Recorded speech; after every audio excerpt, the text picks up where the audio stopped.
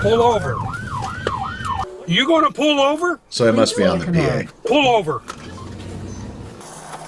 What?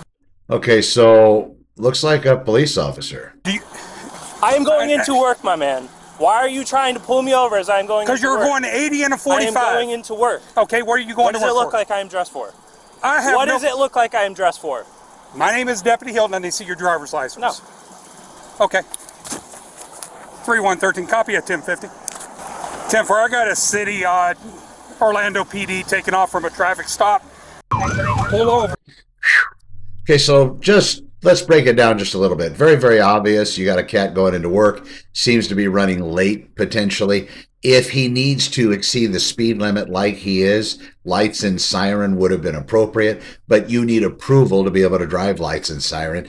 I know if a lot of the civilians in the world think that it's just we can activate the equipment and go whenever we want. That's not true. Even if we want to blow through an intersection, if we're trying to get somewhere in a hurry, if we don't have authorization to do so, unless we're trying to catch somebody for a traffic violation or something else, that's very temporary code 3, lights and siren, and that's allowed. But if you want to go like this cat, you're doing 35 miles an hour over the actual speed limit going into work.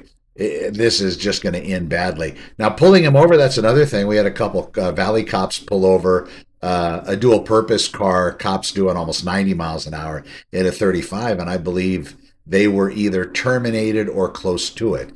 So yeah, there's really no excuse for this. Unless you're responding to a call, have authority, the exemption on the plate or being a police officer carries no credence, even in full uniform, even in a department vehicle. So good job for him pulling over. I'm sure he followed up with him later on this with his supervision and whatever, and I'm sure he was potentially disciplined.